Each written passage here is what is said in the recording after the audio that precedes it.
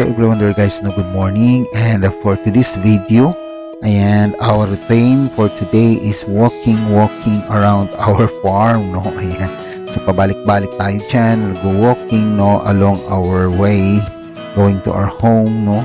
Ayan. So dadaanan natin ang ating farm, ang kabahayan ng ating mga kapatid dyan, no. Ayan, malagang ayop.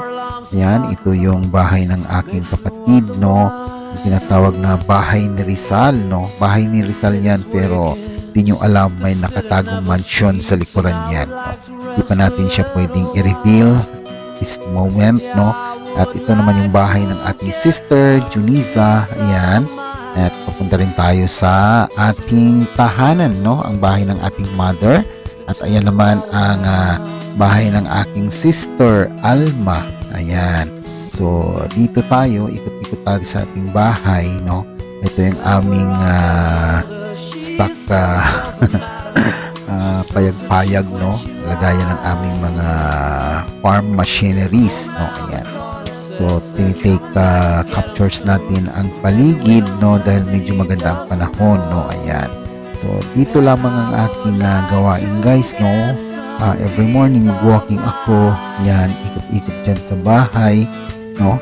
Ayan, so ito yung kubo na tambayan namin, no. Dyan ako nagtatambay kapag medyo mainit, no, at medyo maalinsangan, no. Dyan sa kubo na yan, so pinagawa talaga ng mother ko yan, no, para sa kanyang sa kanyang pahingahan. So ito naman yung dryer namin, no.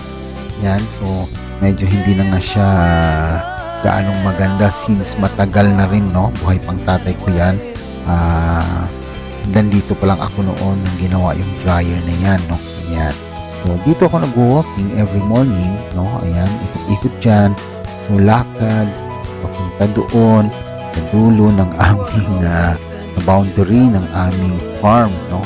Ayan, so yan lamang guys ang ginagawa ko dito every morning, no. Lakad-lakad, dalawang ikot tayo, tatlong ikot is enough na, no, para sa ating morning routines, no. Ayan, so yan lamang yung life natin dito sa farm, no, dito sa place namin sa Bulina't Labangan, sa Buanga del Sur.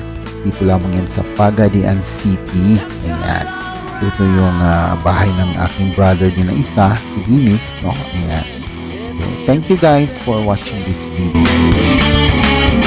It means something.